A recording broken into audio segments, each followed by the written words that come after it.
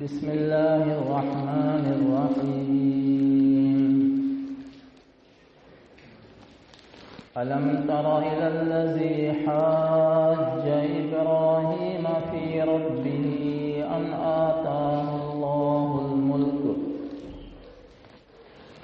إذ قال إبراهيم ربي الذي يحيي ويميت قال أنا أحيي وأميت قال إبراهيم فإن الله يأتي بالشمس من المشرق فأت بها من المغرب فبهت الذي كفر والله لا يهدي القوم الظالمين.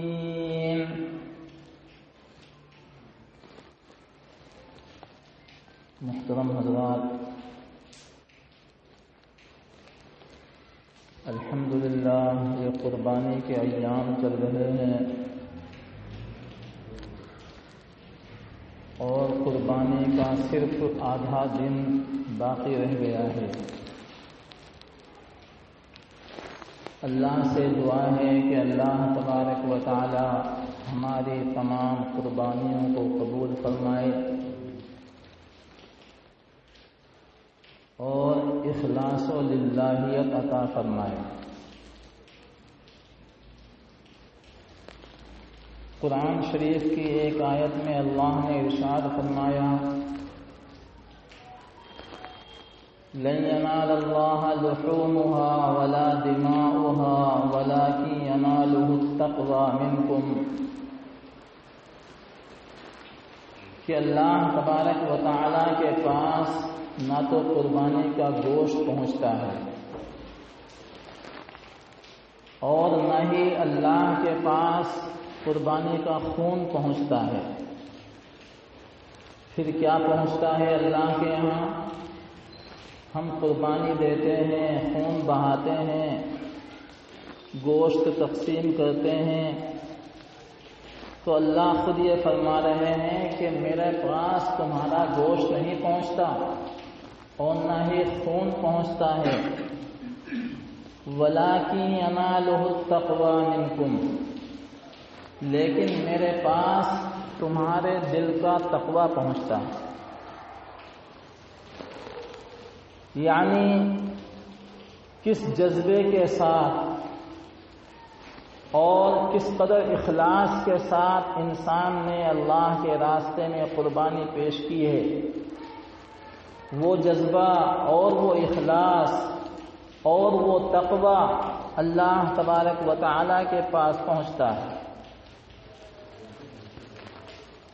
اب ہم لوگ اندازہ لگا سکتے ہیں اور اپنے اوپر غور کر سکتے ہیں کہ جو لوگ قربانی کو دکھاوے کے لیے دیتے ہیں یا صرف اور صرف ان کا مقصد گوشت کھانا ہے یا صرف اور صرف ان کا مقصد خون بہانا ہے، تو یہ خون اور یہ گوشت تو اللہ کے یہاں نہیں پہنچے گا، بلکہ اللہ تبارک و تعالی ہماری محبت دیکھنا چاہتا ہے کہ ایک انسان کو اللہ سے کتنی محبت ہے اور کتنی الفت کے ساتھ، کتنی شرمندگی کے ساتھ اپنا یہ چھوٹا سا عمل خدا کے راستے میں پیش کرتا ہے. وہ اخلاص اور وہ للہیت اور وہ دل کا تقوی اللہ کے پاس پہنچتا ہے. حضرت ابراہیم علی نبینا علیہ الصلاۃ والسلام کا تقوی ہی تو تھا اور حضرت ابراہیم کی محبت ہی تو تھی اللہ سے کہ اپنے بیٹے کے گلے کے اوپر چھری رکھ دی. تو یہ محبت اللہ دیکھنا چاہتے ہیں کہ کون بندہ ایسا ہے کہ میری محبت میں اپنے مالوں کو قربان کرتا ہے، میری محبت میں اپنی جانوں کو قربان کرتا ہے اور میری محبت میں خون بہاتا ہے، میری محبت میں گلے کے اوپر چھری رکھتا ہے، جانور سے انسیت ہے، محبت ہے، لیکن اس محبت کو قربان کر دیتا ہے اللہ کے حکم کے سامنے، تو یہی چیز اللہ کے پاس پہنچتی ہے۔ اللہ تبارک و تعالی نے حضرت ابراہیم علیہ السلام کو ایک دفعہ بہت مالدار بنا دیا، اتنا مالدار کہ ہزاروں لاکھوں بکریاں ان کے پاس، اور اسی طریقے سے ہزاروں لاکھوں اونٹ ان کے پاس۔ تو فرشتے کہنے لگے، اے اللہ تبارک و تعالی، آپ حضرت ابراہیم کو خلیل اللہ کہتے ہیں، دوست کہتے ہیں؟ کہ ہاں وہ میرا دوست ہے، کیونکہ اللہ نے قرآن شریف کے اندر ارشاد فرمایا وَاتَّخَذَ اللَّهُ إِبْرَاهِيمَ خَلِيلًا، کہ اللہ تبارک و تعالی نے ابراہیم کو اپنا دوست بنایا۔ اب کتنی اونچی شخصیت ہوگی حضرت ابراہیم کی؟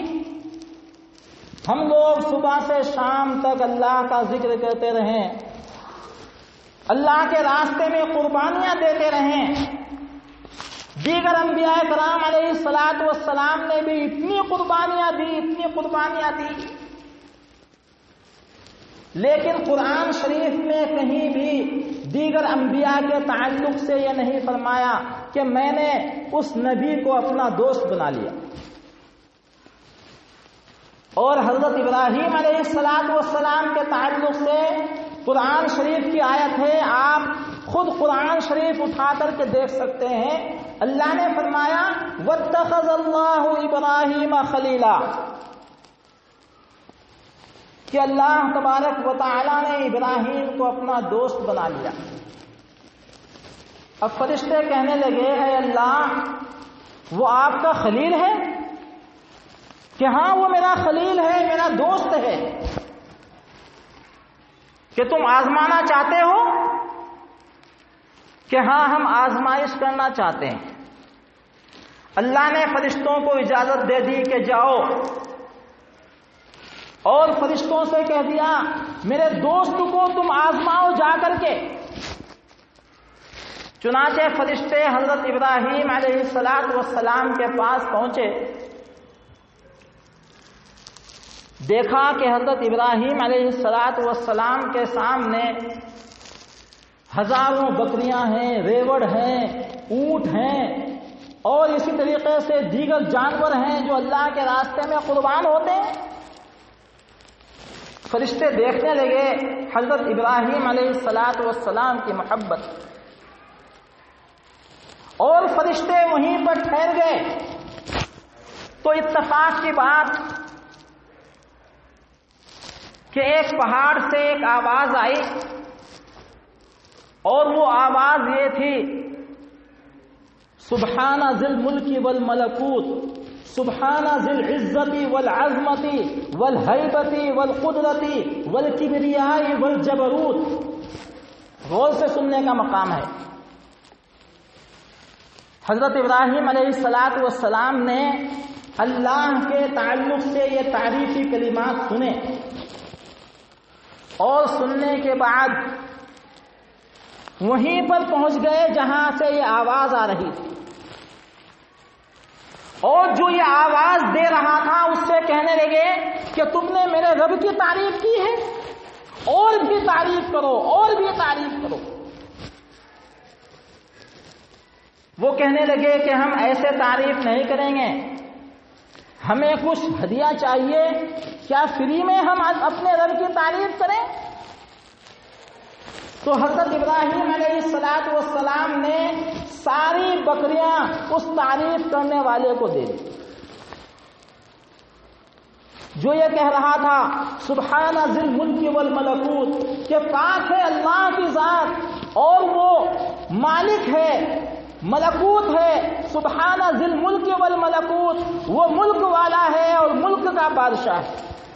سبحان ذی العزت والعظمہ، پاک ہے اس کی ذات جو عزت والا ہے اور عظمت والا ہے۔ تو یہ تعریف حضرت ابراہیم علیہ السلام کو بہت زیادہ پسند آئی، اور پھر فرمایا کہ اور زیادہ تعریف کرو، کہ ہم اور زیادہ تعریف اسی وقت کریں گے جب آپ ہمیں اور کچھ عنایت کریں گے۔ کہ آپ کو کیا چاہیے؟ میرے پاس اونٹ بھی موجود ہیں، یہ بھی آپ لے لیجئے، لیکن میں اپنے رب کی تعریف سننا چاہتا ہوں۔ تو جیسے ہی حضرت ابراہیم علیہ السلام نے اپنے اونٹ پیش کیے تو وہ صاحب پھر تعریف کرنے لگے اللہ کی، اور یہ کہنے لگے سبحان ذی الملک والملکوت سبحان ذی العزت والعظمہ، یعنی اور زیادہ انہوں نے اللہ تبارک و تعالیٰ کی تعریف کرنا شروع کر دی، اور حضرت ابراہیم اس تعریف کو سن کر کے جھومنے لگے اور یہ کہنے لگے کہ ہاں حقیقت میں میرا رب ایسے ہی، میرا رب ایسا ہی ہے کہ جیسا یہ تعریف کے الفاظ میں کہہ رہے ہیں کہ وہ مالک الملک ہے، وہ آسمانوں کا مالک ہے، وہ زمینوں کا مالک ہے، وہ سمندروں کا مالک ہے، تو یہ تعریف سن کر کے حضرت ابراہیم علیہ السلام خوش ہو رہے تھے اور اپنا دھن اور دولت لٹا رہے تھے۔ اس کے بعد حضرت ابراہیم علیہ السلام نے فرمایا کہ اور زیادہ تعریف کرو۔ وہ صاحب کہنے لگے کہ اب کیسے تعریف کریں ہم، اب تو آپ کے پاس کچھ بھی نہیں رہا ہے، اب آپ کے پاس کیا ہے؟ آپ نے اونٹ بھی قربان کر دیے، آپ نے بکریاں بھی قربان کر دی، آپ کے پاس رہ ہی کیا گیا ہے؟ حضرت ابراہیم علیہ السلام نے فرمایا کہ میری جان باقی ہے، یہ اونٹ اور یہ بکریاں آپ لے جا رہے ہیں، ان کے لیے کوئی تو چرواہا چاہیے، کوئی تو نوکر چاہیے، آپ مجھے لیتے جائیے اور میں ان کی نوکری کروں گا، لیکن میرے رب کی تعریف کر دیجیے۔ یعنی محبت دیکھیے حضرت ابراہیم علیہ السلام کی محبت، اللہ سے کتنی محبت تھی، اور اسی محبت میں پھر وہ فرشتے کہنے لگے کہ ہم اللہ کی طرف سے آئے ہیں، ہم آپ کو آزمانے کے لیے آئے تھے۔ واقعی اللہ تبارک و تعالیٰ نے سچ فرمایا ہے واتخذ اللہ ابراہیم خلیلا، کہ میں نے خلیل کو یعنی ابراہیم کو اپنا دوست بنا لیا۔ واقعی اللہ نے سچ کہا، اور حقیقت میں آپ اللہ کے دوست ہیں۔ یہی وجہ ہے کہ حضرت ابراہیم علیہ السلام نے بہت سارے امتحانات دیے، بڑے بڑے بادشاہوں سے ٹکرائے، اور وہ ٹکرانا صرف تھا وہ اس وجہ سے تھا کہ خدا کی وحدانیت باقی رہے۔ اسی لیے ایک شاعر کہتا ہے آج بھی ہو جو ابراہیم سا ایمان پیدا، آج بھی ہو جو ابراہیم سا ایمان پیدا، آگ کر سکتی ہے انداز گلستہ پیدا۔ حضرت ابراہیم علیہ السلام کو اللہ کی محبت کی خاطر آگ کے انگاروں کے اندر ڈال دیا گیا۔ 40 مربع میٹر کے اندر نمرود نے آگ سلگائی، اور اس آگ کے اندر دشمنی میں حضرت ابراہیم علیہ السلام کو ڈال دیا گیا، لیکن حضرت ابراہیم علیہ السلام بے چون و چرا، بے خوف و خطر اس کے اندر کود گئے، اور کودنے کے بعد اللہ نے کیا فیصلہ فرمایا؟ اللہ نے فرمایا قلنا یا نار کونی بردا وسلاما علی ابراہیم، اے ابراہیم، اے آگ میرے ابراہیم کے لیے ٹھنڈی ہو جا اور سلامتی والی ہو جا۔ تھوڑی ہی دیر گزری تھی وہ آگ اور وہ شعلے بھڑک کر کے ٹھنڈے ہو گئے، اور حضرت ابراہیم علیہ السلام جوں کے توں بالکل حساس بشاس وہاں سے نکل کر کے تشریف لائے۔ یہ بھی ایک بہت بڑا امتحان ہے، تفصیل میں جانے کا موقع نہیں، مجھے صرف یہ عرض کرنا ہے کہ کتنی محبت ہوگی اللہ سے حضرت ابراہیم کو۔ اگر یہ ایک چھوٹی سی آیت کا ہم لوگ مطلب سمجھ لیں تو ہماری زندگیوں کے اندر سدھار پیدا ہو جائے. اور کتنی آزمائشوں کے اندر حضرت ابراہیم علیہ السلام نے کامیابی حاصل کی. ایک دو نہیں بلکہ پوری زندگی حضرت ابراہیم علیہ السلام کی عمر 172 سال ہوئی اور پوری زندگی کے اندر امتحانات دیتے رہے. کبھی حکم آ گیا کہ اے ابراہیم اپنے بیوی اور بچے کو لقطق میدان کے اندر چھوڑ کر کے چلے آؤ. کوئی عذر پیش نہیں کیا حضرت ابراہیم نے. یہ نہیں فرمایا کہ اللہ وہاں پر کس طریقے سے چھوڑوں گا, وہاں پر یہ کیا کھائیں گے کیا پئیں گے. بس اللہ کا حکم آ گیا اور چھوڑ کر کے آ گیا. اور حضرت ابراہیم کو اللہ نے حکم دیا کہ وقت کے بادشاہ سے ٹکرانا ہے, کسی عام آدمی سے نہیں اور کسی معمولی سپاہی سے نہیں بلکہ وقت کے بادشاہ سے ٹکرانا ہے جس کا نام نمرود ہے, اور اس سے مناظرہ کرنا ہے. اس مناظرے کا ذکر بھی اللہ نے قرآن شریف کے اندر بیان فرمایا. اللہ فرماتے ہیں الم تر الی الذی حاج ابراہیم فی ربہ ان آتاہ اللہ الملک, کہ اے لوگوں کیا تم نے نہیں دیکھا کہ حضرت ابراہیم علیہ السلام اپنے رب کی خاطر اور اپنے رب کی محبت میں نمرود جیسے بادشاہ سے ٹکرا گئے, اس سے مناظرہ حاصل کیا اور اس سے کہا اے نمرود تو جھوٹ بولتا ہے, تو کون سے رب کو مانتا ہے اور تو اپنے آپ کو رب تصور کرتا ہے, تو رب نہیں ہے. میرا رب حقیقی رب ہے اور وہ رب وہ ہے جس نے آسمان اور زمین کو پیدا کیا, اور میرا رب تو وہ ہے. حضرت ابراہیم نے فرمایا میرا رب وہ ہے جو زندگی دیتا ہے اور موت دیتا ہے. تو نمرود کہنے لگا کہ میں بھی زندگی دیتا ہوں میں بھی موت دیتا ہوں, کیونکہ اس کی عقل چھوٹی سی تھی. بظاہر اس کو اللہ نے بہت ساری دولت دی تھی, لیکن آپ یہ نہ سمجھیں کہ بہت بڑی دولت رکھنے والا بہت بڑا عقل مند بھی ہوتا ہے. یہ جتنے بڑے بڑے دولت مند ہیں یہ آدھے فقیر ہوتے ہیں اور اب کچھلے عقل مند ہوتے ہیں, بیوقوف ہوتے ہیں آدھے. دولت کا مل جانا کوئی عقل مندی کی دلیل نہیں ہے. نمرود کو دولت ملی, کیا وہ عقل مند تھا؟ شداد کو دولت ملی, کیا وہ عقل مند تھا؟ اسی طریقے سے فرعون کو دولت ملی, کیا وہ عقل مند تھا؟ تو دولت کا مل جانا عقل مندی کی دلیل نہیں ہے. نمرود بھی ایسا ہی تھا. دولت کیا دیکھی کہ دولت دیکھنے کے بعد یہ کہنے لگا انا ربکم الاعلی, میں ہی تمہارا سب کا رب ہوں اور میں ہی اعلیٰ ہوں. حضرت ابراہیم علیہ السلام نے مناظرہ کیا اس سے اور اس سے کہا کہ میرا رب تو وہ ہے جو زندگی دیتا ہے اور موت دیتا ہے. تو یہ بیوقوف نمرود بھی کہنے لگا انا احیی و امیت, میں بھی زندگی دیتا ہوں اور میں بھی موت دیتا ہوں. حضرت ابراہیم علیہ السلام نے پوچھا وہ کیسے؟ تو اس نے دو آدمیوں کو بلایا. ایک انسان ان میں سے بالکل معصوم تھا, کسی قسم کا اس کے اوپر قتل واجب نہیں تھا, اس کو جو ہے قتل کر دیا. اور ایک انسان ایسا تھا جو واجب القتل تھا, سلی دینے کے لائق تھا, اس نے ایسے گناہ کر رکھے تھے کہ اس کو سلی دے دی جائے, اس کو جو ہے چھوڑ دیا.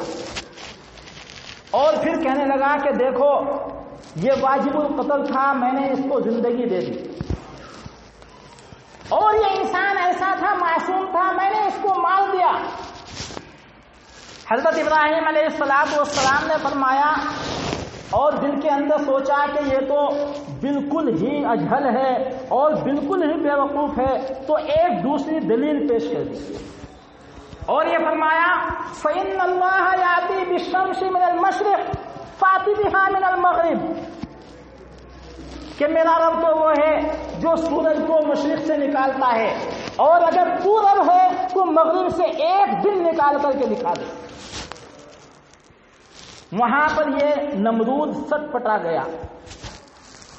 قرآن کہتا ہے فبہت الذی کفر، کہ وہ کافر نمرود مبہوت ہو گیا اور سر پٹکنے لگا کہ اب میں کیا کروں، یہ تو میرے ہاتھ میں نہیں ہے، میں سورج کو کیسے مغرب سے نکال کر کے دکھا سکتا ہوں۔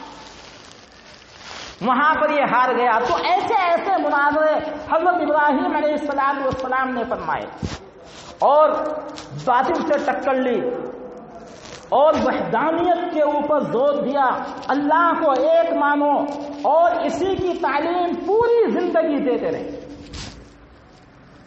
ان لوگوں کے لیے جو لوگ اللہ کو بھی مانتے ہیں اور اللہ کے ساتھ ساتھ دیگر چیزوں کو بھی مانتے ہیں، ان کی بھی پرستش کرتے ہیں، ایسے لوگوں کو قرآن نے مشرک کہا ہے، اور مشرکوں کی بخشش ہرگز نہیں ہوگی۔ قرآن شریف میں اللہ نے فرمایا ان اللہ لا یغفر ان یشرک بہ ویغفر ما دون ذلک لمن یشاء، کہ بے شک اللہ تبارک و تعالی مشرک کی بخشش نہیں فرمائیں گے، اس کے علاوہ جس کی چاہیں گے بخشش فرما دیں۔ تو یہ پیغام ہے حضرت ابراہیم کی زندگی میں، اور یہ پیغام یہ جد امجد حضور پاک صلی اللہ علیہ وسلم کے جد امجد یہی پیغام دے کر کے گئے ہیں کہ اے لوگوں، اللہ کو ایک مانو، نفع نقصان کا مالک وہی ہے، بیماری اور صحت دینے والا وہی ہے، اس کے علاوہ اور کسی کو تصور مت کرو۔ اللہ تبارک و تعالی عمل کی توفیق عطا فرمائے اور اس پیغام کو سمجھنے کی توفیق عطا فرمائے۔ آمین۔ واخر دعوانا الحمدللہ رب العالمین۔